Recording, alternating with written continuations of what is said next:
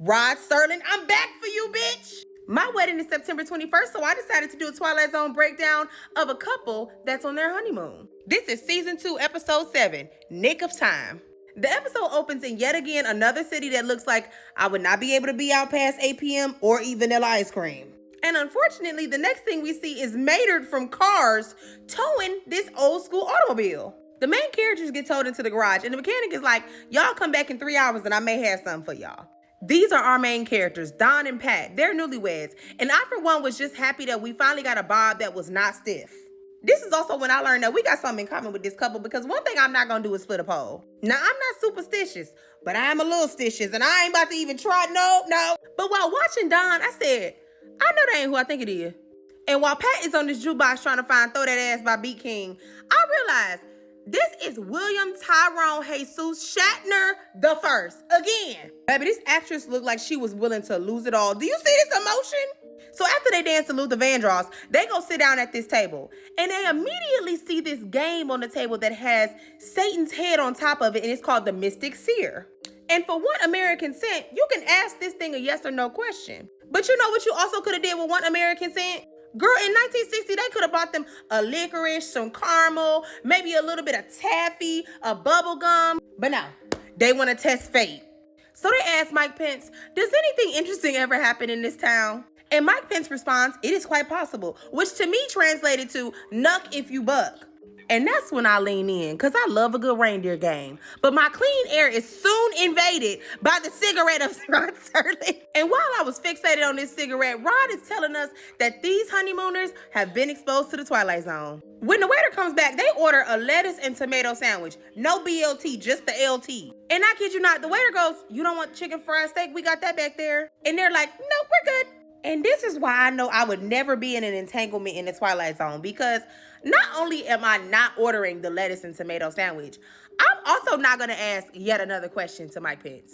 Now, all along, Don has been talking about how he wants to know if he got this promotion at his job. So you guessed it, he asked Mike Pence, did I get the promotion at the job? And it responds, it has been decided in your favor. So he's like, okay, let me go call him then. Now remember, I said I'm not superstitious, but I am a little stitious. That's not this couple. While Don is making this call, his wife has pulled out a 4-leaf clover and a rabbit foot. And I hollered because, baby, this is the type of couple that would be in 3 religions. Okay? They want to make sure they have all the coverage that they need from all genres. But I'll be damned, he got the job. And when they get back to their table to celebrate, their lame ass sandwiches have arrived, and the waiter is still like, now are y'all sure y'all don't want no, because I got chicken fried steak right in the back. And they're like, no, we're good. But then they quickly are like, damn, this bread is kind of stale. What did you expect? Nobody is ordering a lettuce and tomato. I just know somebody grandma with gout and arthritis was in that back kitchen cutting up with that chicken fried steak, and they gonna choose a goddamn lettuce and tomato sandwich. I'm pissed. Anyway, Don decides to try fate again. And this time, it essentially tells them that they need to kind of stay in place if they don't want to get hurt. And they get worried. And this is why your ass shouldn't be playing with the friends on the other side. So Don says, should we stay in here until 2 p.m.? It says, try again. 2:30 p.m., it says, try again. 3 o'clock, it says, there's no doubt about it. So then he asks, well, can we leave a little earlier? And the thing is like, I guess, bitch, but I told you. No, it says Sedaris been finding out. So now Don is glued to this seat. He's like, I'm not going nowhere. He's like, this thing said I-10, buy 10, and that's what I'm going to do. Well, child, it's 2:56 now, and Pat is more antsy than a toddler in church. And she's starting to get embarrassed because the server is like, y'all been in here 105 minutes, have ordered 5 things, and still won't run me my money. But whole time, the game is just sitting there looking at Don like, leave, ho. I dare you. But Pat is about to crawl out her skin. So eventually Don folds and he goes and pays the server. But the entire time they're leaving, Don is so damn nervous walking across this street. He really feels like he's about to die. And at this point, Pat has had it. She's like, look, I thought you left that weird anxious shit at the Nightmare at 20,000 Feet episode. Why are we bringing that up here? And at this point, you can really tell that she's like, I thought that I knew who I married, but I didn't know how superstitious he was. But Don is like, look, you know who you married. And not only do you know who you married, that thing gave us 6 real answers that applied. Then he tells her to stop treating him like a word we don't say anymore. Then we soon see a truck turning the corner that we think is gonna hit them. Lo and behold, another car comes and almost hits them. Girl, they look up at the town clock.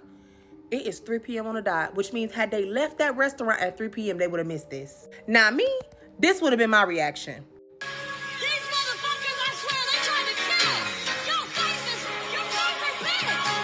They tried to fucking kill me. I'm not going down without a motherfucking fight. But no, y'all know what Pat does. Let's all say it together. 3, 2, 1, she cries. Now granted, almost getting hit by a car can be scary, but his reaction is even wilder. Don goes, well, now we know it's real. Time to head back to that cafe. Y'all, they walk in the door, and these two little old ladies just at the table enjoying their milkshakes. Please look at her face and look at his. Two very different emotions. So Pat suggests, let's just sit at the main bar and then you can use the other one. He's like, no, it has to be that one. She's like, do you understand that every single question you ask, you could have determined on your own? Your ass is the one that decided to stay in here until 2:55. Had we left at 2:30 when I wanted to, we would have missed the car. She's like trying to convince him that he is the reason that these things are happening. It has nothing to do with Mike Pence.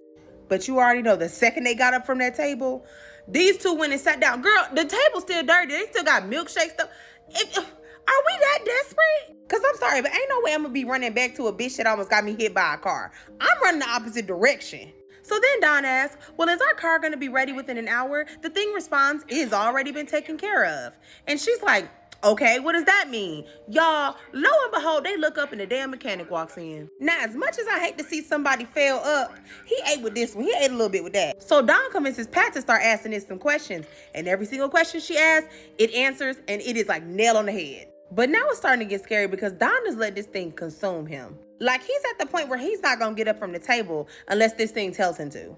And now Pat is starting to wonder if she should have done a little bit more digging on the mental health history in his family because it's starting to look real bleak. He's like, if this thing can tell us the future, like why would we have to leave?